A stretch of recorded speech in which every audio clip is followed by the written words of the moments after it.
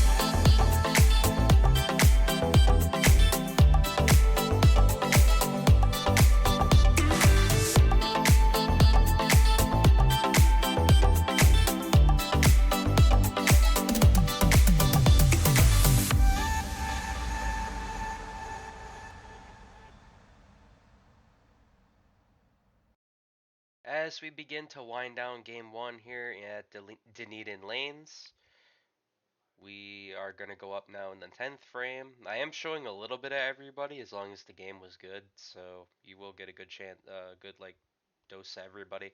We tripped the 7 pin here for our first ball in the 10th frame. Kind of a little bit of misplacement happened here, and I end up leaving 2 pins on the right side of the alley or the lane. And we're gonna try to clean this up, and I only take over 1. And most importantly, we finish only 2 under average here. Average becomes important here. I only say that because, as you see on the screen right now, I did put myself in brackets in this tournament. $5, 4 entries, $20 total. The outcomes after my bowling, as you'll see right now, I did end up getting 2 of them to move on, and then the other 2 were pretty much lockouts, and I only call them lockouts because the handicap reached 300, so that's kind of tough to do when they hit that number. So unfortunately, we lose 2 of the brackets here, and 2 of them we win by just bowling average, so that's good. The only thing now is we just got to be a little cautious here. If we want to stay alive in brackets, we got to bowl good.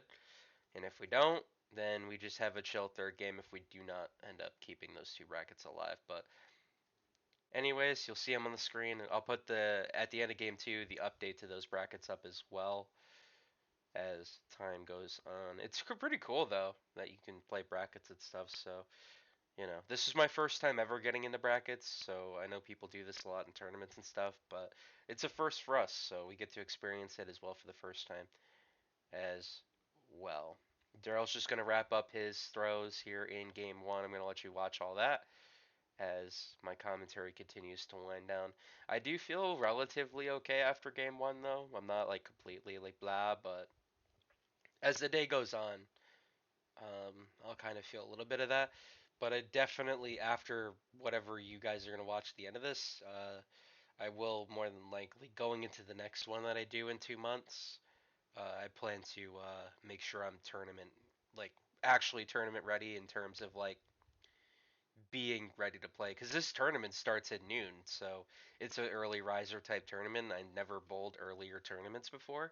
I'm used to like that 7 p.m. start time, so you'll kind of know. It's kind of something though that I need to be a bit more cautious of and make sure I'm focused going into the future of doing these tournaments. Because especially if I want to go to nationals or anything like that, I got to learn to wake up early and be ready to bowl right out of the jump. So, with that being said, we are off to game 2.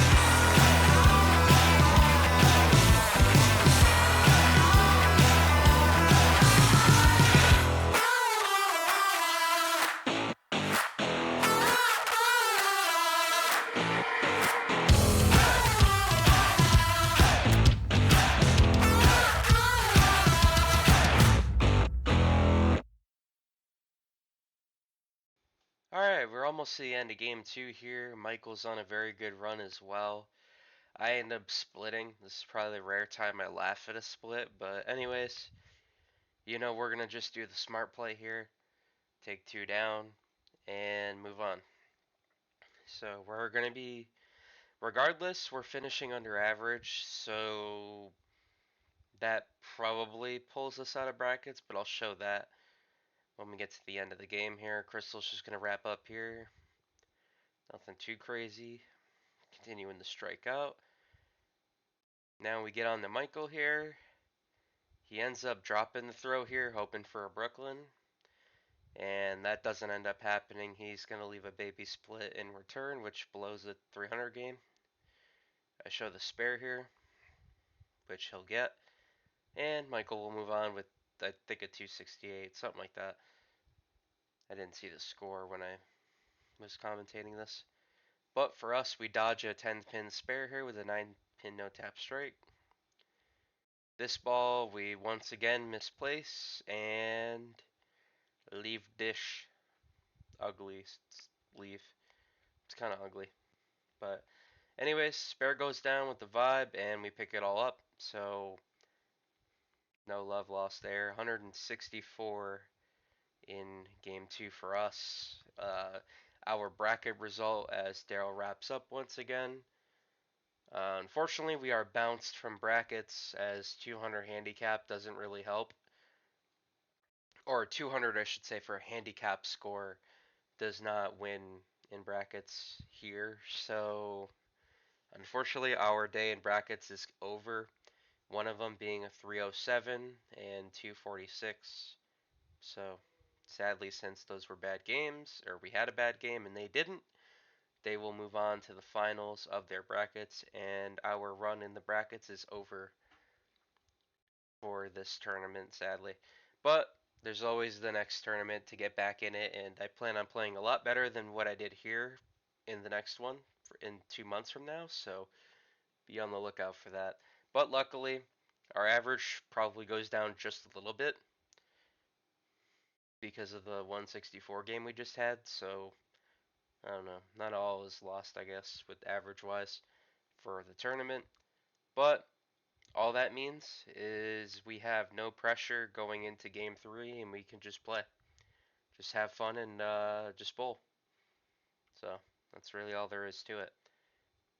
But yeah, with that said, let's get let's get a good game going here in Dunedin, Florida, and send this video off in style. See y'all in game 3.